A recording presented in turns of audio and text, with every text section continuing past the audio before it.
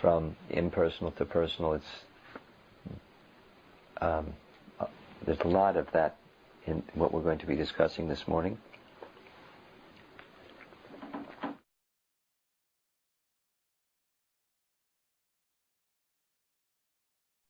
This lecture does have a low volume, so if you have speakers, please do connect to your speakers.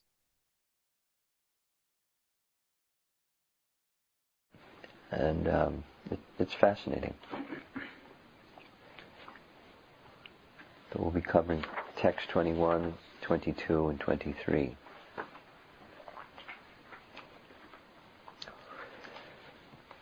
Just immediately connecting from what we covered yesterday.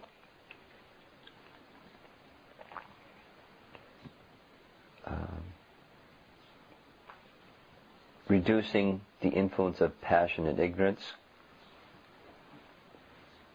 is a outcome of bringing a conception of all things in relation to Vishnu, or into the emanating source of those things. If one can acknowledge, not just intellectually, but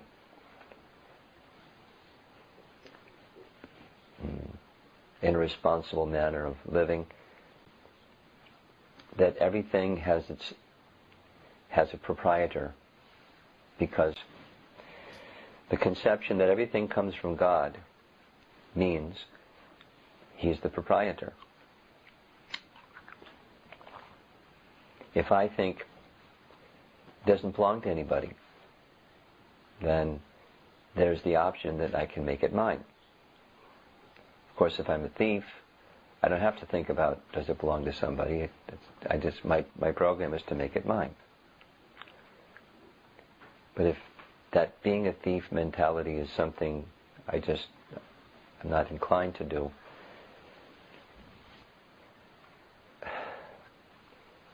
acknowledging that that just like in Ishopanishad,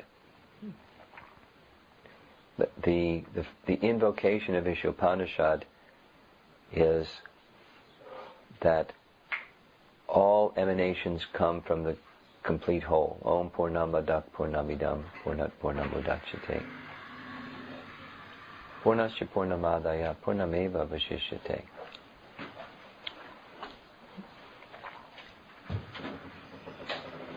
Everything that exists comes from the Supreme, cause of all causes. Since everything comes from the Supreme, it belongs to Him. The Creator is the proprietor. In our capitalistic view of things, the person who makes something, he's the proprietor. We don't give credit to nature providing the trees or providing the hammers and nails and the steel. It's whoever puts it together belongs to that person. Or one who funds the thing, the capitalist, it belongs to that person.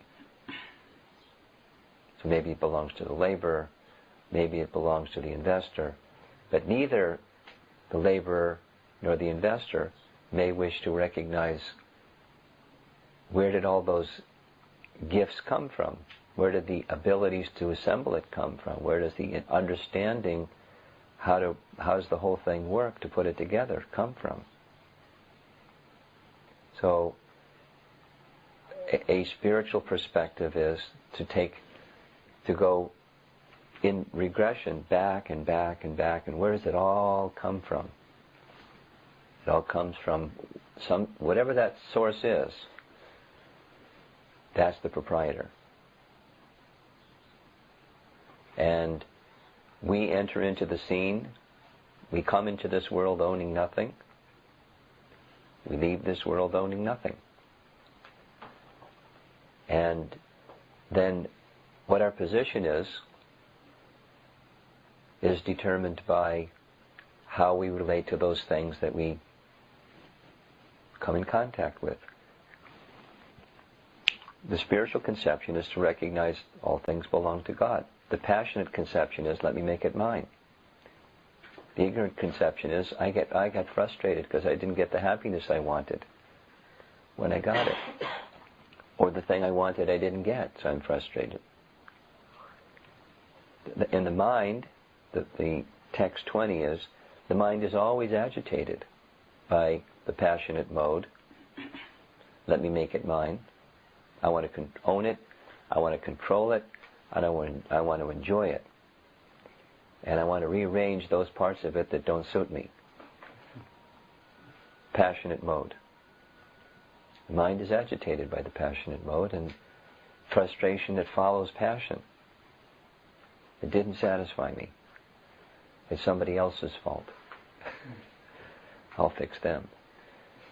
Destruction, anger, frustration, or forget it, I just go to sleep. Indolence, laziness, lethargy. What's the use? Just get intoxicated and drop out. I'm too frustrated. So the ignorance and passionate mode are agitating the mind always in the bewildered state of the living entity. So what to do? Shukadeva Goswami is instructing that problem can be rectified by seeing things in relation to their source. And there are different methods of seeing things in relation to their source. One approach is a philosophical approach. You try to discern as best as your intellect can assist you. And through the assistance of study of scripture and analysis and contemplation.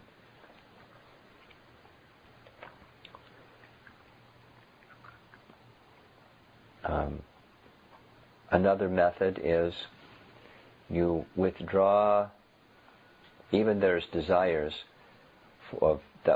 related to passion and ignorance. Try to quiet the roar down a little bit by discipline of the senses and withdrawal of the mind. Could you do me a little favor? Could you just sit right there, because it would make eye contact with the people a lot easier. Thanks.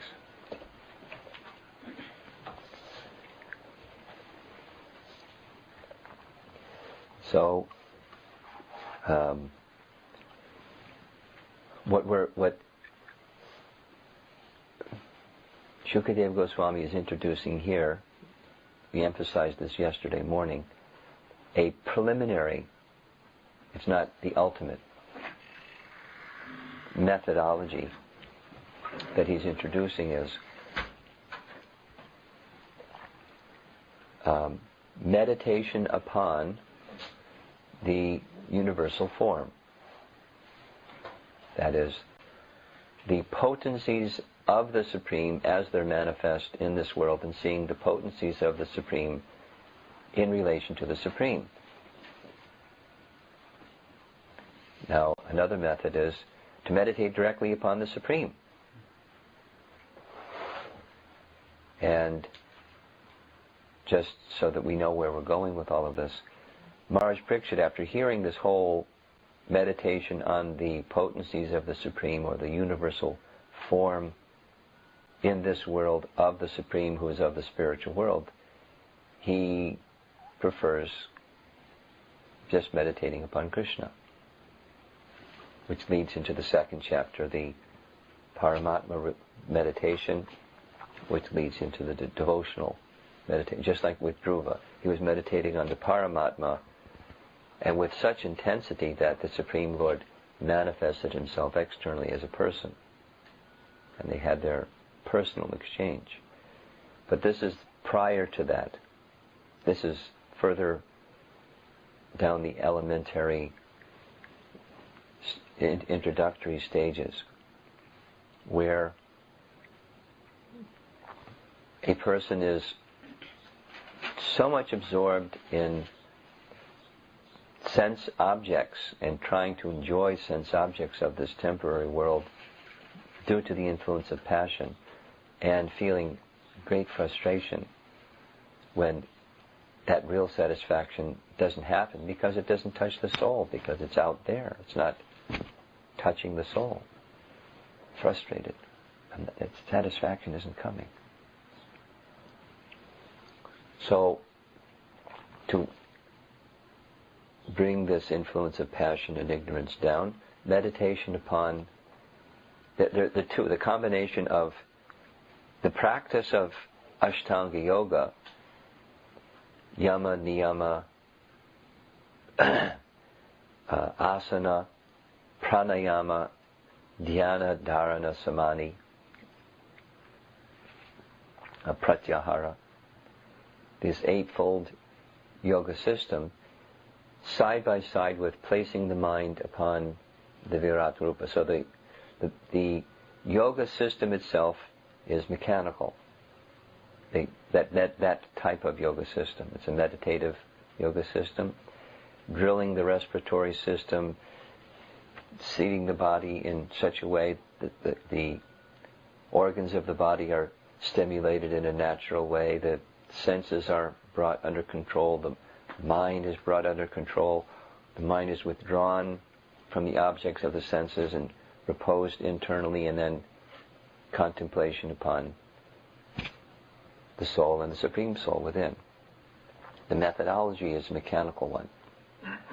So while that methodology, which Dhruva was also recommended to do, while that methodology is being practiced, where do you put the mind? So this recommendation is put the mind on those forms, the features of the Supreme of this world that are magnificent, splendorous, wonderful, awesome, breathtaking, so that the impersonal approach can be ever so gradually spiritualized. Prabhupada writes, the pure devotee of the Lord, that's Shukadev, knows the art of converting everything into its spiritual existence by service attitude. So once I have this awesome sense of the Supreme, the honest person will then naturally feel, what can I do to serve him? In the presence of a great personality, it's just natural. You want to do something for that great personality. Like the example I gave yesterday, the governor of Illinois. If somebody that one considered great, even if you didn't even know who that person was, just being in the presence of someone who's truly a great person, it's a natural disposition of heart. You want to do something for that person. So what to speak of the Supreme Person? So if that feeling can be stirred, the purpose of Virat Rupa is to stir that feeling. Here's how Prabhupada, now text 21, and how Prabhupada explains that. O King, by this system of remembrance, that's meditation upon the Virat Rupa, and by being fixed in the habit of seeing the all-good personal conception of the Lord, that is, not seeing things as objects that are up for grabs. Let me put it in my pocket and walk down the street because it was up for grabs. Nobody was claiming it. I made it mine. And my life's ambition is to make as many things mine as I can. Of course, it's all going to be taken from me, but, it's just like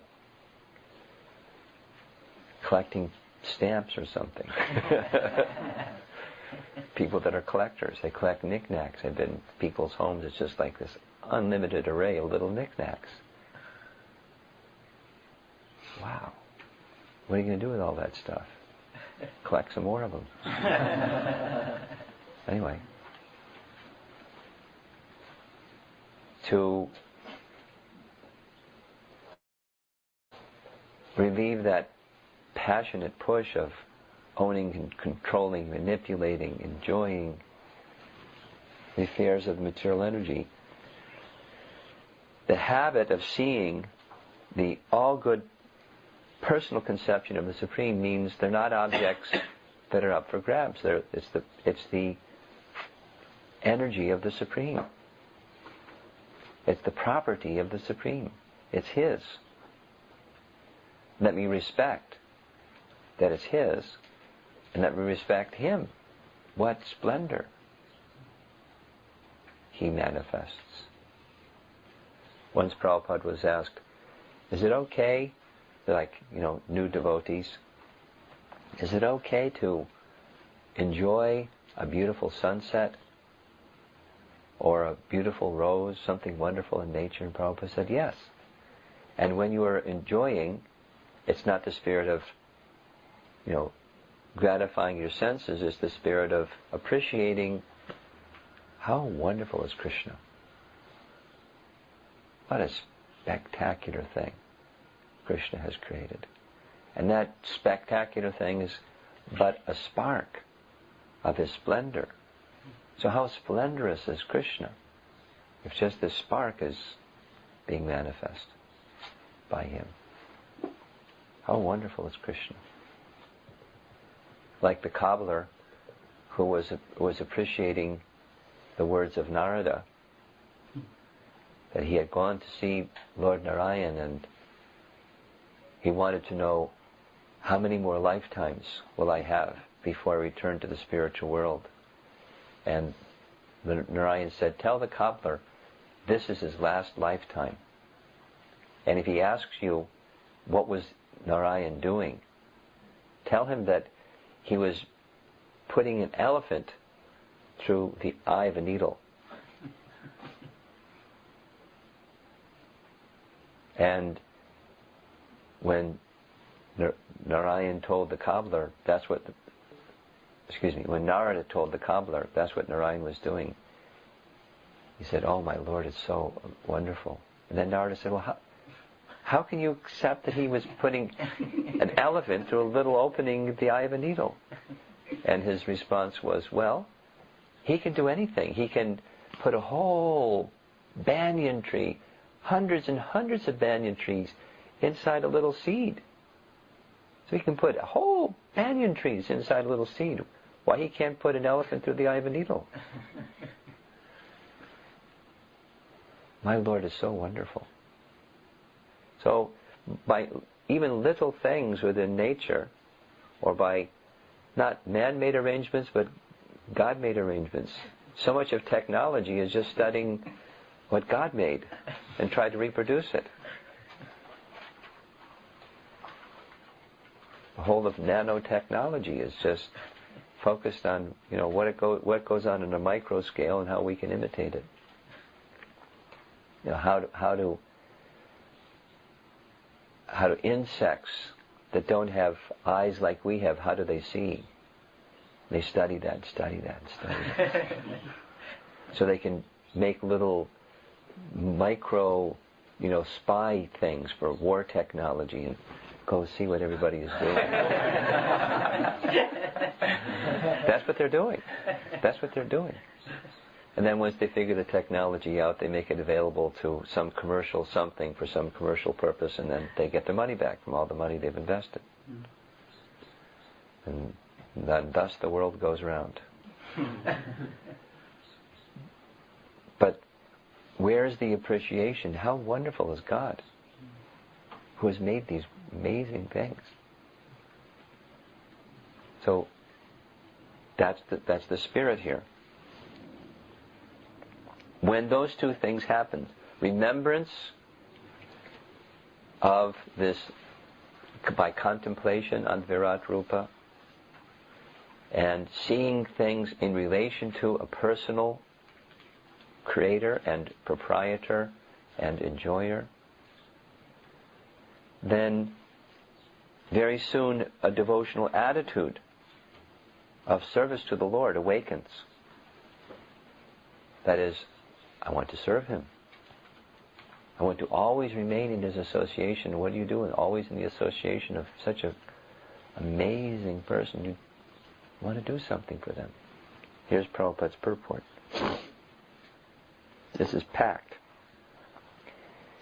Success of mystic performances is achieved only by the help of devotional attitude. And then he explains. So, the Ashtanga yoga system achieves its real intended purpose or success only when the mood of devotion is mixed with that Ashtanga yoga. In other words, someone can follow that all the 8 stages of following the ethical principles of conduct of life, yama, niyama, become really expert at asanas, yogic sitting postures, control the breathing, withdraw pratyahara, withdraw the mind and senses from the objects, and then turn the contemplation inward upon the Supreme, and in this final stage, see the Supreme within. Now, if there isn't a devotional mentality, Prabhupada explained, one can think, aha, that's me. I am God. Although there's certain logic missing, one is perceiving an object. How can I be the object that I'm perceiving? As they say, it's a no-brainer. There's the perceived, the perceiver, and the object, or the process of perceiving. So there's plurality on that spiritual plane. But if the devotional mood is present, that devotional mood nurtures realization of the Supreme, and it nurtures a mood of the spirit of devotion. I'd like to, in awe, what can I do to serve that Supreme? The awe and veneration mood of service is awakened. Now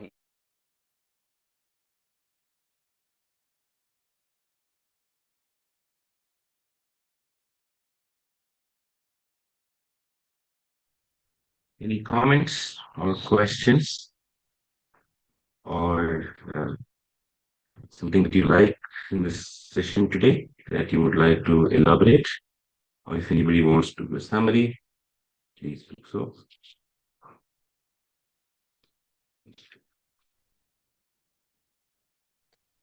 Hare Krishna, Prabhu.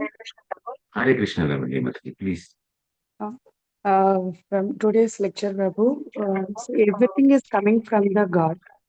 God is complete. He is the proprietor of everything.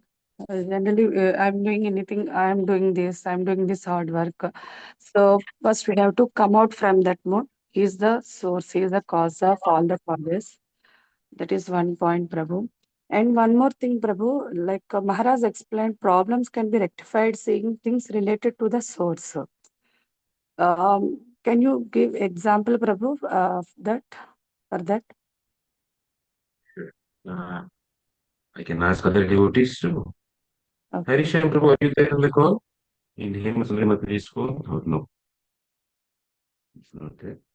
No, Prabhu, he's not there. Anybody else would like to answer Lavanya Mataji's question?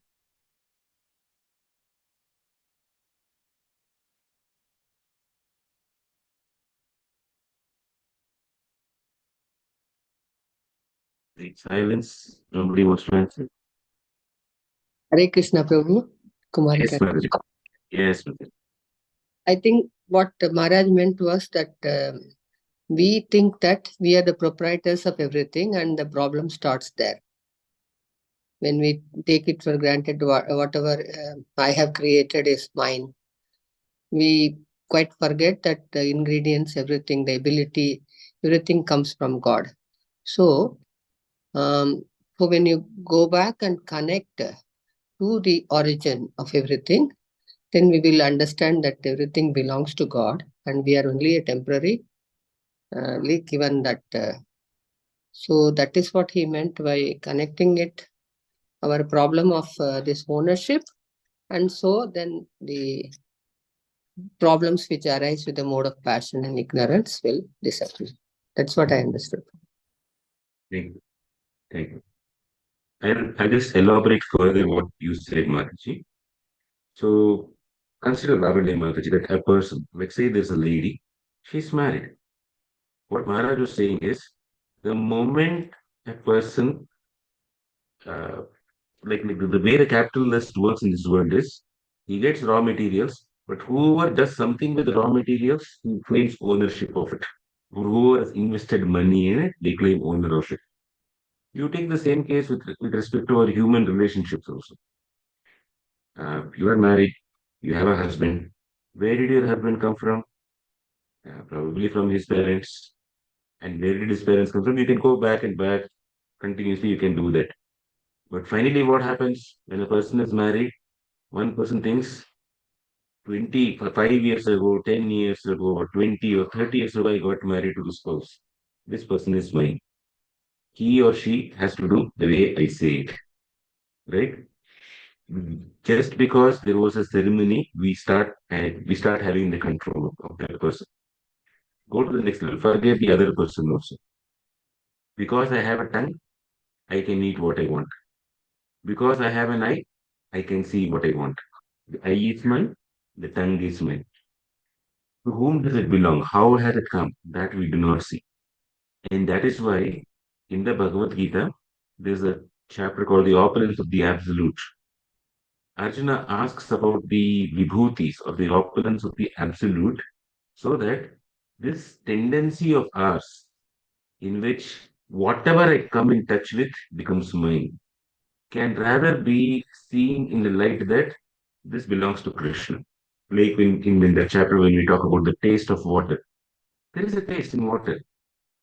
Uh, just because I have a pipe connection to water here, I pay money to the water board, the water doesn't become mine. So when we say the taste of water is Krishna, it means the energy behind the taste of water comes from Krishna. So that chapter in the opulence of the absolute is all about identifying with the source. And it takes some time for all of us to come to that stage. Ideally, in an ashram situation, one is taught everything belongs to the guru because the guru is a person who's sitting right in front of us rather than a god whom we cannot see. Uh, the way it is taught is everything in this ashram, even if you beg something from others and get a bowl of rice, that belongs to the guru, offer it to the guru.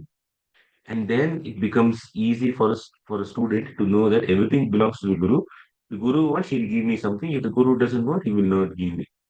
So the urge that whatever comes to me, I have to enjoy is curtailed in the original the ashrama system when learns it. But unfortunately, we do not have it. And so we have to figure out ways and means to learn that what comes to my hand, what falls on my eyes, what I hear, is everything for my enjoyment, or is it how I can use it for Krishna, and how I can give it to my Guru. That is something that we all have learned. It's a tough thing for all of us. We are Kali Yuga folks. It's our problem. Uh, it's acknowledged, Mataji. It's not easy because we are trying to study 10th standard subject without going to first standard subject. That is the problem, actually.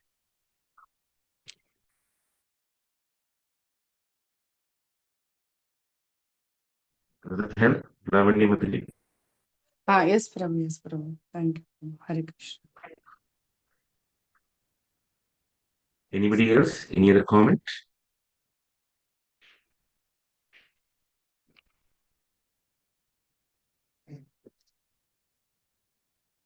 Any appreciation of what Maharaj said? Anything of his words which you all liked?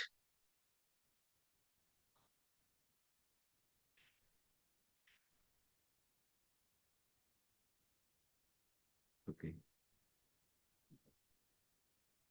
Sulochana Mataji, are you very busy? Hey, Krishna Prabhu, Dalachana.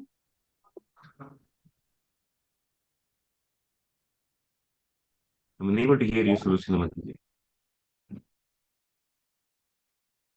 Okay. Maybe Hello. not. Is it just me that I'm unable to hear, or others are also unable to hear? Same for us also. Hare Krishna Prabhu, Dalachana. Yes, Mataji, please tell. I Nothing, can't hear Prabhu. you. That Okay, good. cobbler story, whatever Maharaj told. So earlier also we heard, but it's very difficult, like how cobbler is thinking, like to think, and each and every time like that. Sometimes we feel I'm the great, I only created like that, and beyond that, it's very difficult to think for me at least. Thank you, Prabhu. Maybe I'll just summarize a few points from today's lecture. In the beginning, Maharaj said, the mode of passion and ignorance is decreased by connecting to Vishnu or Krishna.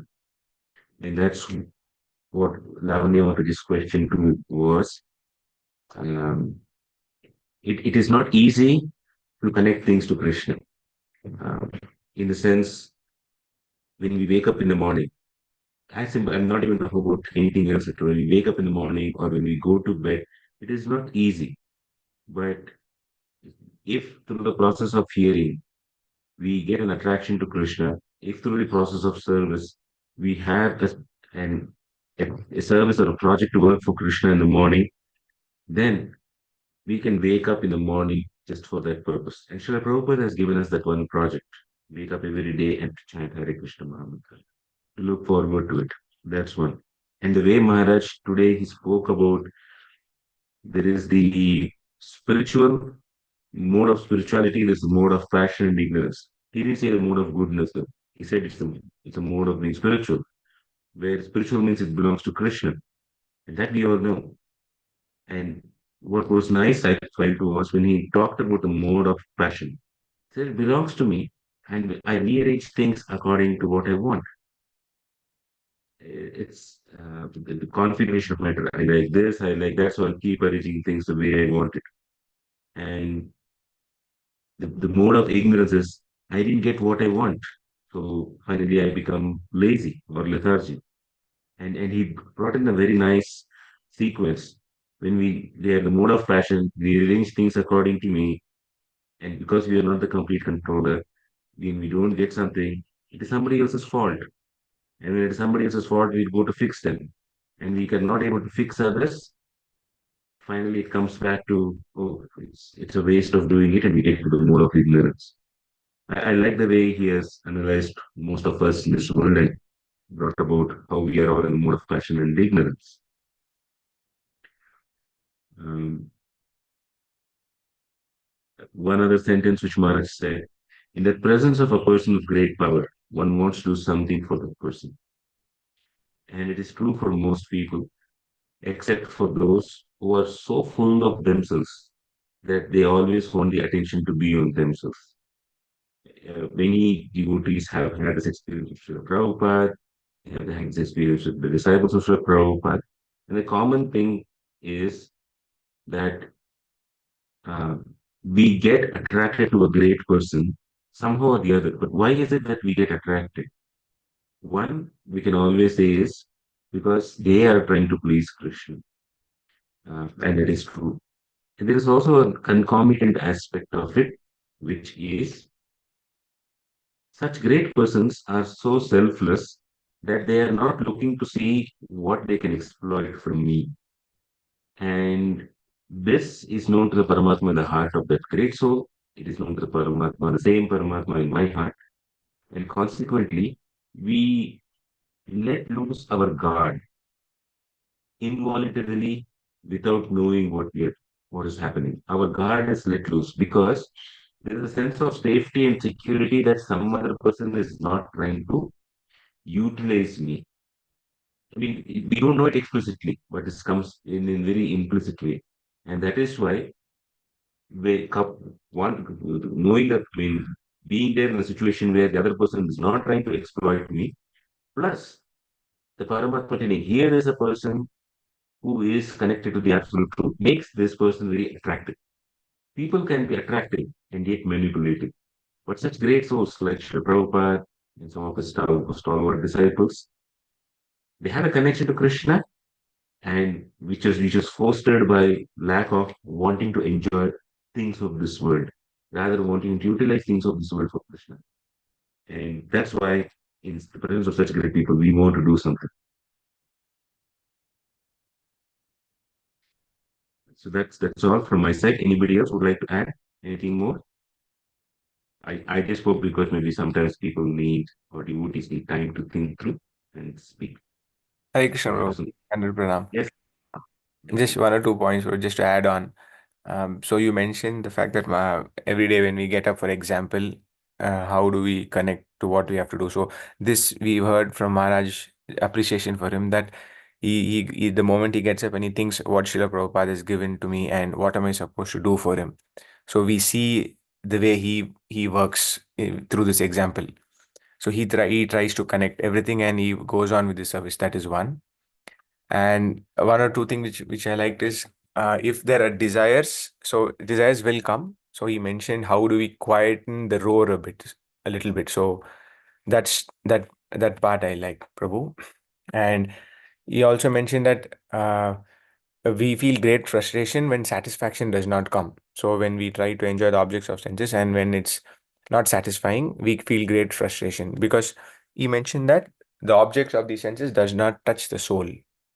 So that's in connection with the purport.